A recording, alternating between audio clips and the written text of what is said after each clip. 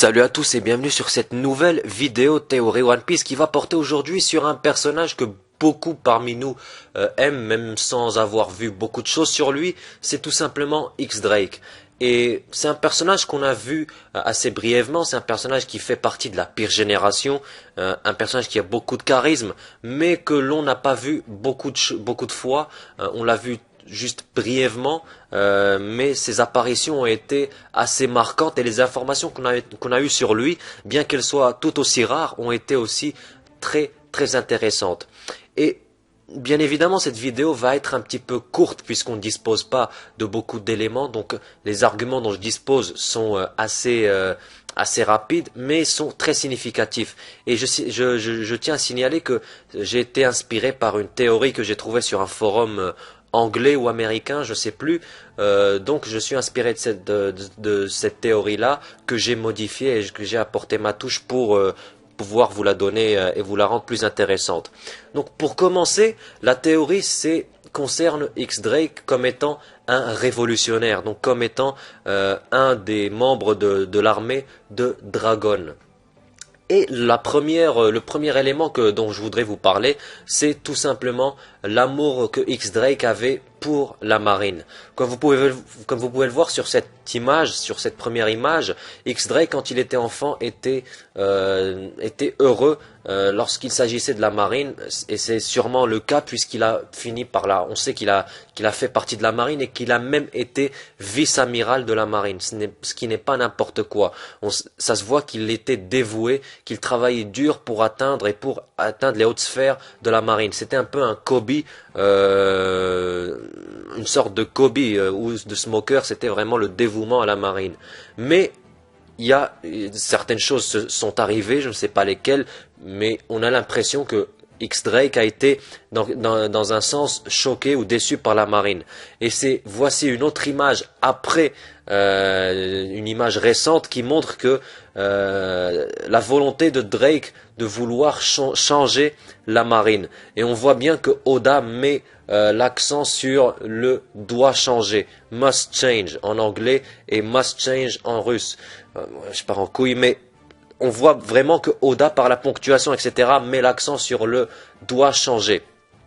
Donc, X-Drake a quitté la marine pour la changer. Et pour changer la marine, il y a tout simplement deux moyens. La première, c'est la changer de l'intérieur, ou la deuxième, c'est de la changer de l'extérieur. Et pour la changer de l'extérieur, quoi de mieux que de rejoindre l'armée révolutionnaire? C'est tout simplement l'objectif de l'armée révolutionnaire de changer la marine et le gouvernement mondial. Donc c'est tout simplement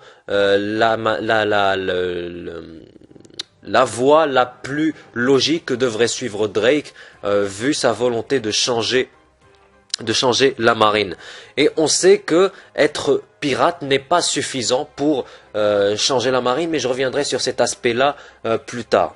Deuxième élément, on sait que X-Drake a été un petit peu inspiré de Sir Francis Drake, qui était comme vous pouvez le voir sur l'image, un pirate du XVIe siècle. Et ce que je voudrais attirer sur votre attention, à votre attention, c'est le surnom de ce monsieur, Sir Francis Drake. Et si vous voyez le nickname en bas, le surnom en anglais c'est Dragon. Et Dragon, qu'est-ce que ça vous rappelle? Tout simplement le leader de l'armée révolutionnaire. Et ça, c'est très intéressant puisqu'on voit qu'il y a un petit foreshadowing même dans le nom de X-Drake. Troisième élément, c'est le surnom de X-Drake. On sait que le surnom de X-Drake, c'est Red Flag. Red Flag, c'est-à-dire le drapeau rouge ou un truc comme ça. Je ne sais plus comment c'est en français, mais son surnom, c'est Red Flag. Et Red Flag, c'est drapeau rouge. Et lorsqu'on sait que l'armée révolutionnaire est symbolisée par un drapeau rouge, ça devient encore plus flagrant. Donc X-Drake a beaucoup pas de points en commun, mais il y a beaucoup de foreshadowing qui concernent X-Drake et qui concernent aussi les révolutionnaires. Et avant-dernier élément, c'est Vegapunk. beaucoup de personnes suspectent Vegapunk d'appartenir à l'armée révolutionnaire et d'avoir un lien avec Dragon. Et tout simplement, rappelez-vous, sur l'île des Chabandis, lorsque X-Drake voit les pacifistas, la première chose qu'il dit, c'est que il remarque que il dit que c'est Vegapunk qui a atteint et qui a réussi à un petit peu rendre les pacifistas sous cette forme. Et ça veut tout simplement dire qu'il a pu avoir une interaction avec Vegapunk. Ça peut paraître anodin, mais si on suppose que Vegapunk fait partie de l'armée révolutionnaire, et on sait que Vegapunk est tout simplement inatteignable, on peut se demander si, étant un révolutionnaire, il n'a pas pu le rencontrer ou avoir des informations sur lui. Et par contre, le seul problème, et c'est enfin pas le problème, mais c'est le point avec lequel je vais finir mon argumentaire, mais le dernier élément sur lequel je voudrais revenir, c'est un petit peu un élément contradictoire, c'est si Drake a rejoint l'armée des révolutionnaires, qu'est-ce qu'il fait avec Kaido? On sait qu'il a rejoint l'armée de Kaido et que voilà, il est avec lui en ce moment, c'est sûr et certain. Mais la question c'est pourquoi? Eh bien, on sait que, comme je vous l'ai dit tout à l'heure, qu'un simple pirate ne peut pas créer ou ne peut pas bouleverser l'ordre mondial. Il doit soit intégrer les Chichibukai comme Kuma, enfin tous les pirates qui sont connus à ce moment avec l'armée des révolutionnaires. Je vais en citer deux principaux qui sont bien évidemment, je viens de le dire, Kuma qui était dans les Chichibukai, donc il a une influence de l'intérieur, une influence directe ou une relation directe avec le gouvernement mondial, et Ivankov. Ivankov était tout simplement impel down. Il pouvait sortir à tout moment, puisqu'il avait presque fondé un royaume à l'intérieur de la prison, mais il avait préféré rester à l'intérieur, tout simplement, je sais pas, peut-être pour avoir un contrôle sur la prison, une certaine vision des choses à l'intérieur de la prison la mieux gardée au monde, je sais pas. Mais en tout cas, c'est les deux pirates sur lesquels on a des informations qui sont avec Dragon. Alors, concernant X-Drake, j'ai une théorie sur le fait qu'il soit avec Kaido, ça serait qu'il ait tout simplement infiltré l'équipage de Kaido au nom de l'armée des révolutionnaires.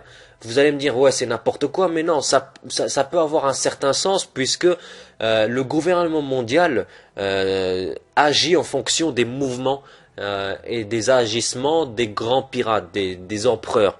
Les empereurs règnent sur le Nouveau Monde et on sait que tout agissement des pirates pourrait entraîner un petit peu, pourrait mettre en danger le gouvernement mondial, et pourrait mettre en danger tout le système, puisque pour trouver le One Piece, on sait qu'il y a des tenants et des aboutissants et beaucoup de risques que pourrait encourir le gouvernement mondial. Donc, quoi de mieux pour anticiper les mouvements du gouvernement mondial que d'infiltrer l'équipage d'un empereur, tout simplement.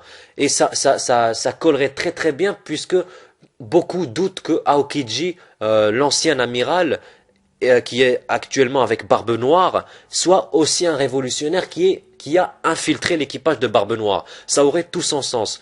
Barbe Noire est aussi quelqu'un qui fout la merde et qui tout simplement serait bien, ça serait bénéfique de le surveiller. Ça expliquerait pourquoi Aokiji sera avec lui. Et Kaido aussi, ça a l'air d'être un fouteur de merde. Donc ça serait aussi une bonne idée de l'infiltrer et de le garder à l'œil. Et tout simplement, leurs agissements,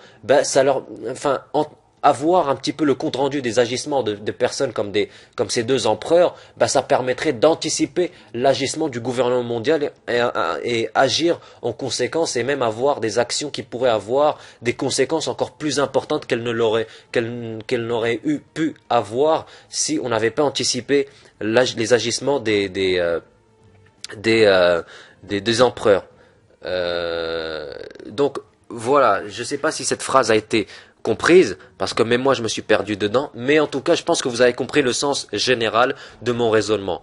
Donc cette théorie prend fin ici. Je sais, elle est pas très longue comparée à mes autres théories, mais voilà, les éléments étaient clairs et étaient assez courts. Donc voilà, c'est une théorie que j'aime bien. J'espère que de toute façon on pourra le vérifier très très prochainement et on aura bien sûr la réponse dans les scans qui arrivent. Sur ce, je vous dis merci pour votre attention. N'hésitez pas à laisser des pouces bleus et à vous abonner pour la sortie des prochaines vidéos. Et sur ce, je vous dis ciao.